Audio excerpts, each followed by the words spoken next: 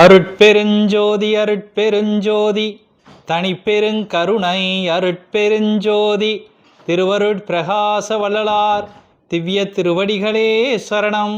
வள்ளல் மலரடி வாழ்க வாழ்க, எல்லா உயிர்களும் இன்புற்று வாழ்க. ராமலிங்கா அபயம், ராமலிங்கா அபயம், ராமலிங்கா அபயம் அபயம். அனைவருக்கும் வந்தனம். வள்ளலார் பெருமைகள் உங்களை அன்புடன் வரவேற்கிறது. வள்ளலார் பெருமைகள் எனும் இந்த யூடியூப் காணொளியில் நாம் தொடர்ந்து நம்முடைய தெய்வமாகிய திருவருட்பிரகாச வள்ளல் பெருமானார் திருவாய் மலர்ந்தருளிய திருவருட்பாவின் ஆழ்ந்த உண்மைகளை தொடர்ந்து பார்த்து கொண்டு வருகிறோம். அந்த வகையில் இன்று வள்ளல் பெருமானார் கொடுத்த அற்புதமான ஒரு உண்மையை பற்றி தான் நாம் இன்று பார்க்க இருக்கின்றோம். மனிதர்களாக பிறந்த எல்லா மனிதர்களும் தங்களுடைய வாழ்க்கையில் துன்பங்களையும் துயரங்களையும் இடர்களையும் சந்திக்க விரும்புவதில்லை. அவர்கள் விரும்புவதெல்லாம் இன்பத்தை தான். ஆனால் அவரவர் செய்த கர்ம வினைகளின் காரணமாக அவர்களுக்கு இவ்வுலகியல் வாழ்க்கையில் இன்பங்களும் துன்பங்களும் மாறி மாறி வந்து கொண்டிருக்கிறது. துன்பம் வருகின்ற பொழுது மனிதர்கள் கஷ்டத்தை அடைகிறார்கள், இன்பம் வருகின்ற பொழுது மனிதர்கள் சுகத்தை அடைகிறார்கள். ஆனால் இந்த உலகியலில் ஏற்படக்கூடிய இன்பங்கள், இந்த உலகியலில் ஏற்படக்கூடிய சுகங்கள், இவைகள் அனைத்துமே வானத்தில் எப்பொழுதோ தோன்றும் மின்னலைப் போல தோன்றி மறைந்து விடுகின்றன. நிரந்தரமான இன்பமும் இருப்பதில்லை, நிரந்தரமான சுகமும் இருப்பதில்லை. ஆனால் மனிதர்களாகிய நாம் எப்பொழுதும் இன்பத்தில் வாழ்வதையே விரும்புகின்றோம். அப்படி என்றால் உண்மையான இன்பம் எது? பேரின்பம் எது? அந்த இன்பத்தை எப்படி பெறுவது? அந்த இன்பத்தை பெறுவதின் வாயிலாக எப்படி சுகமாக இருப்பது என்பதை பற்றித்தான் இந்த பதிவில் நாம் பார்க்க இருக்கின்றோம். சுகம். எது சுகம்? பெருமானார் வள்ளல் பெருமானார் எதை சுகம் என்று சொல்லியிருக்கிறார் என்றுதான் இன்றைய பதிவில் நாம் பார்க்க இருக்கின்றோம். பெருமானார் கூறுகிறார், இந்த உலகியலில் நாம் இருக்கின்ற வரையில் நம்முடைய வாழ்வியலில் ஏற்படக்கூடிய நிகழ்வுகள் அனைத்தும் நாம் செய்த கர்ம வினைகளை அடிப்படையாக வைத்து நடக்கிறது. அப்பொழுதென்றால் அந்த கர்ம வினைகளிலிருந்து நாம் விடுபட வேண்டும் என்று நினைக்கின்றோம். எப்பொழுது கர்ம வினைகளிலிருந்து நாம் விடுபட முடியும்? நம்முடைய மனம் எப்பொழுது செயல்பாடு அற்று நிற்கிறதோ அதுவரையில் நாம் கர்ம வினைகளை செய்து கொண்டுதான் இருக்கின்றோம். நாம் செய்யக்கூடிய வினைகள், செய்த வினைகள், இப்பொழுது செய்து கொண்டிருக்கக்கூடிய வினைகள், இவைகள் அனைத்தும் சேர்த்து நம் வாழ்வியலில் வினையாற்றுகின்றன, எதிர்வினை ஆற்றுகின்றன. அப்போது எப்பொழுது மனம் சும்மாக இருக்கிறதோ அதுவரையில் மனிதர்கள் தங்களுடைய வாழ்வியலில் சுகம் என்கின்ற ஒன்றை முழுமையாக அடைவது இல்லை. இதைத்தான் பெருமானார் எப்பொழுது சுகம் கிடைக்கும் என்பதை நமக்கு எடுத்து கொடுக்கிறார். பெருமானாருடைய பாடல், அற்புதமான ஒரு பாடல் இருக்கிறது. அந்த பாடலில் இருந்தே நாம் இதற்கான பொருளை எடுக்கலாம். பெருமானார் சொல்லுவார், எல்லாம் செயல் கூடும் எண்ணானை அம்பலத்தே,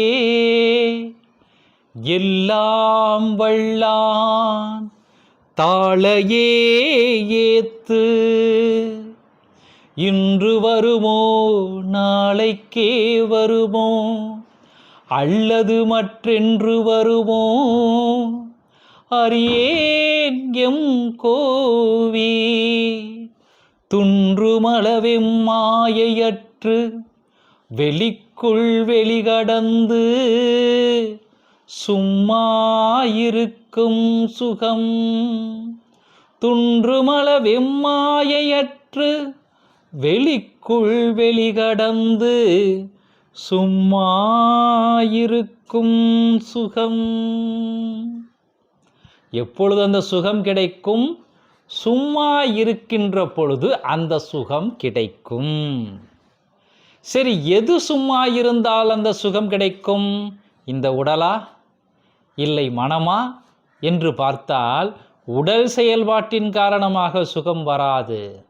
மனம் எப்பொழுது சும்மா இருக்கிறதோ அப்பொழுது சுகம் நம்மை வந்து சேருகிறது. எவ்வளோ அற்புதமாக பெருமானார் சொல்கிறார் பாருங்கள். நான் முதலில் சொன்ன 2 வரிகள் இந்த பாடலோடு சேர்ந்து வராது. இருந்தாலும் இந்த வரிகளை ஏன் சொல்கிறேன் என்று சொன்னால், சன்மார்க்க சங்கத்திலேயே கூட பலரும் எவ்வாறு படிக்கிறார்கள் என்று சொன்னால், எல்லாம் வல்லான் தனையே ஏத்து என்று பாடிக்கொண்டிருக்கிறார்கள் பெரும்பாலான சபைகளில். ஆனால் பெருமானாரின் திருக்கரத்தால் பெருமானார் தோன்றும் துணையாக இருக்கின்ற பொழுது 1867 ஆண்டு வெளியிடப்பட்ட முதல் 4 திருமுறைகள் திருவருட்பாவில் எல்லாம் செயல்கூடும் எண்ணானை அம்பலத்தே எல்லாம் வல்லான் தாளையே ஏத்து என்றுதான் இருக்கிறது. எல்லாம் வல்ல இறைவனுடைய திருப்பதங்களை ஏத்து வணங்கு என்றுதான் இருக்கிறது. எல்லாம் வல்லான் தனையே ஏத்து என்று இல்லை. அதனால்தான் அந்த 2 வரிகளையும் சேர்த்தே சொன்னேன். இப்போ பெருமானார் சொல்கிறார், தனையே ஏத்து என்று சொல்லக்கூடாது, தாளையே ஏத்து. இப்பொழுது பெருமானார் சொல்கிறார், துன்றுமல வெம்மாயை அற்று வெளிக்குள் வெளிகடந்து சும்மா இருக்கும் சுகம். அப்போ இந்த மனம் சும்மா இருக்க வேண்டும். எப்பொழுது மனம் சும்மா இருக்கும்? துன்றுமல வெம்மாயை அற்று, மலங்கள் அற்று போன நிலையில், மாயை செயல்படாத நிலையில் மனம் சும்மா இருக்கும். இந்த சும்மா இருக்கும் சுகம் எப்பொழுது கிடைக்கும் என்று சொன்னால், நமக்கு மலங்கள் இருக்கிறதல்லவா? ஒரு பசு என்று எடுத்துக்கொண்டால் 5 மலங்கள் இருக்கின்றது. ஆணவம், கண்மம், மாமாயை. காணவம், கண்மம், மாயை, மாமாயை, திரோதை என்று இருக்கிறது. ஜீவன் என்று எடுத்துக்கொண்டால் ஆணவம், கண்மம், மாயை என்கின்ற 3 இருக்கிறது. ஆணவம் என்று எடுத்துக்கொண்டால், ஆன்மா என்று எடுத்துக்கொண்டால் ஆணவம் என்கின்ற 1 இருக்கிறது. மலமற்றது சிவம். மலமற்றது சிவம். 1 மலம் உள்ளது ஆணவம், 3 மலங்கள் உள்ளது பசு, 5 மலங்கள் உள்ளது, மன்னிக்கணும், 3 மலங்கள் உள்ளது ஜீவன், 5 மலங்கள் உள்ளது பசு.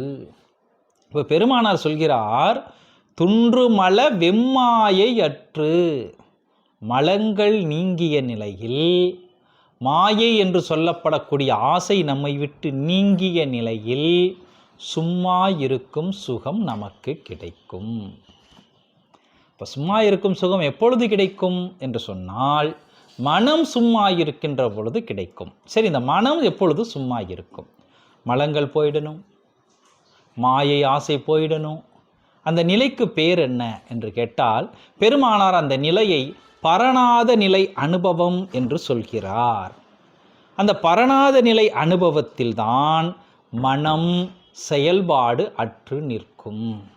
இப்போ பரநாத நிலை அனுபவம் நமக்கு வேண்டும் என்று சொன்னால் மனம் செயல்பாடு அற்று இருக்க வேண்டும். அப்போ மனம் செயல்பட்டு கொண்டிருக்கின்ற வரையில் கர்ம வினைகள் இருக்கும். இப்போ கர்ம வினைகள் இருக்கின்ற வரையில் இன்பங்களும் துன்பங்களும் மாறி மாறி இருக்கும். அப்போது இறைவனை பற்றிய உண்மை எவர் ஒருவருக்கு தெரிகிறதோ, இறைவனை பார்க்க வேண்டும் என்கின்ற எண்ணம் எவருக்கு உண்மையாக இருக்கிறதோ, அதனால்தான் பெருமானார் சொல்லுவார், இறைவனை பார்க்க வேண்டும் என்கின்ற எண்ணம் இருந்தால் அழுத கண்ணீர் மாறுமா, ஆகாரத்தில் இச்சை செல்லுமா என்று பெருமானார் கேட்பார். இறைவனை பார்ப்பது ஒன்றுதான், அவன் அருளை பெறுவது ஒன்றுதான். நம் நோக்கமாக இருக்கும் என்று சொன்னால், இன்னும் உன்னை காணவில்லையே, எப்பொழுது உன்னை காண்பேன் என்கின்ற அந்த துடிப்பு இருக்கின்ற வரையில் கண்களிலிருந்து கண்ணீர் பெருக்கெடுத்து ஓடும். அதாவது பெருமானார் சொல்கிறார், அழுத பிள்ளை பால் குடிக்கும் என்று நாம் சொல்வோம் இல்லையா? அதாவது ஒரு அன்னைக்கு 2 குழந்தைகள் இருந்தாலும் இரட்டை குழந்தைகளாக பிறந்திருக்கிறது. அன்னையை பொறுத்தவரையில் 2 குழந்தைகளும் பாரபட்சம் பார்க்க மாட்டாள். இருந்தாலும் அன்னை அந்த குழந்தைகளுக்கு அமுது ஊட்டுகின்ற பொழுது, தன் தனங்களிலிருந்து பாலை ஊட்டுகின்ற பொழுது எந்த குழந்தை முதலில் அழுகிறதோ அந்த குழந்தைக்கு எடுத்து முதலில் தனங்களிலிருந்து பாலை ஊட்டுவாள்.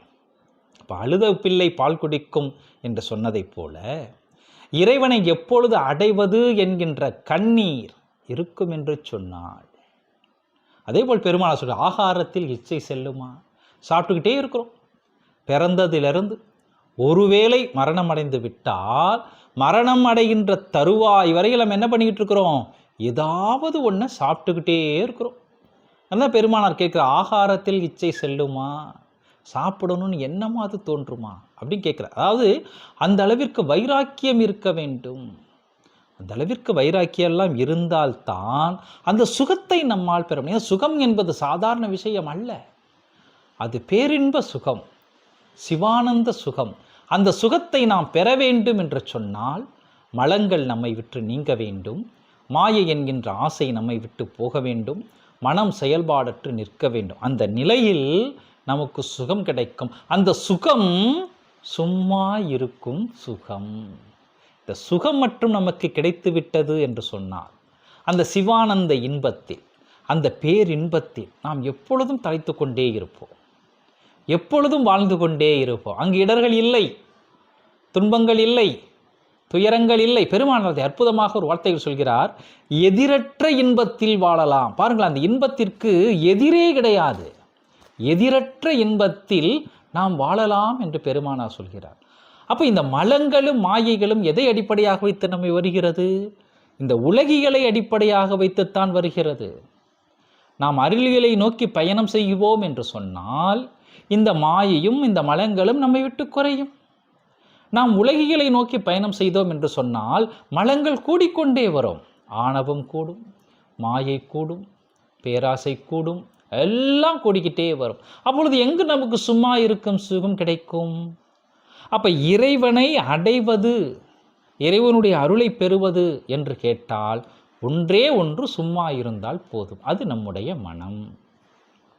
இப்போ வாழ்க்கையின் நிதர்சனத்தை நாம் புரிந்து கொள்ள வேண்டும். பெருமானார் ஒரு பாடலில் கொடுக்கிறார், சோறு வேண்டினும் துகிலணி முதலாம் சுகங்கள் வேண்டினும் சுகமலால் சுகமாம் வேறு வேண்டினும் நினை அடைந்தன்றி மேவொனாதெனும் மேலவர் உரைக்கே மாறு வேண்டிலேன் வந்து நிற்கின்றேன் வள்ளலே உன்றன் மனக்குறிப்பறியேன் சாறு வேண்டிய பொழில் வடலரசே சத்திய சபை தனிப்பெரும் பதியே என்று ஒரு பாடலில் பாடுகிறார் பெருமானார். அந்த பாடலில் பெருமானார் சொல்கிறார், எனக்கு எது வேணாலும் சரி, நான் யாரையும் கேட்க மாட்டேன், இந்த உலகில சார்ந்து இருக்க மாட்டேன். என்ன சொல்கிறார் பெருமானார்? சோறு வேண்டினும், எனக்கு சாப்பாடு வேணுமா? சோறு வேண்டினும் துகில் அணி முதலாம் சுகங்கள் வேண்டினும், இந்த உலகத்தில் உடுத்திக் கொள்வதற்கு உடை முதலான இத்தியாதிகள் வேண்டுமா? அது வேண்டுமென்றாலும் சுகமலால் சுகமாம், இந்த சுகங்களை கடந்து வேறு எந்த சுகம் வேண்டினாலும், எந்த சுகம் என்றால் பெருமானாருக்கு வேறு எந்த சுகம் தேவைப்படப்படுகிறது? மனம் சும்மா இருக்கும் சுகம்தான். அதைத்தான் பெருமானார் சொல்கிறார், சுகமலால் சுகமாம் வேறு வேண்டினும், எனக்கு அந்த சுகம் வேண்டுமென்றாலும் நினையடைந்தன்றி, உன்னை அடைந்தன்றி மேவொனாதெனும் மேலவர் உரைக்கே மாறு வேண்டிலேன், எனக்கு மாற்று கருத்தே கிடையாது, வந்து நிற்கின்றேன், உங்ககிட்ட வந்து நிற்கிறேன்ப்பா வள்ளலே. பெருமானார் இறைவனை நோக்கி வள்ளலே என்று சொன்னார், நாம் பெருமானாரை நோக்கி வள்ளலே உன்றன் மனக்குறிப்பறிகேன். உன் மனசில் என்ன நினச்சிட்டு இருக்கேன்னு தெரியலையப்பா. சாறு வேண்டிய பொழில் வடல் அரசே, வடல் என்று சொல்லப்படக்கூடிய வடலூரில் வாழ்ந்து கொண்டிருக்கக்கூடிய என்னுடைய தெய்வமே, என்னுடைய அரசே, சத்திய சபை தனிப்பெரும் பதியே என்று பெருமானாரிடம் விண்ணப்பம் வைப்பதின் வாயிலாக அந்த சுகத்தை பெற முடியும். நிச்சயமாக இந்த விண்ணப்பத்தின் வாயிலாகவே நம்மால் சுகத்தை பெற முடியும். ஆனால் அந்த விண்ணப்பம் என்பது உண்மையான விண்ணப்பமாக இருக்க வேண்டும். நம்மை முழுவதும் ஒப்பு கொடுத்த சரணடைந்த விண்ணப்பமாக இருக்கும் என்று சொன்னால் நாமும் பெருமானார் சொன்ன அந்த எதிரற்ற இன்பத்தில் சுகத்தில் வாழ்வோம் என்று கூறி உங்களிடமிருந்து விடைபெற்றுக் கொள்வது உங்கள் அன்பு சகோதரன் காஞ்சிபுரத்திலிருந்து செந்தில். அருட்பெருஞ்சோதி அருட்பெருஞ்சோதி தனிப்பெரும் கருணை அருட்பெருஞ்சோதி திருவருட் பிரகாச வள்ளலார் திவ்ய திருவடிகளே சரணம். வள்ளல் மலரடி வாழ்க வாழ்க, எல்லா உயிர்களும் இன்புற்று வாழ்க. ராமலிங்காபயம் ராமலிங்காபயம் ராமலிங்கா அபயம் அபயம். நன்றி, வந்தனம்.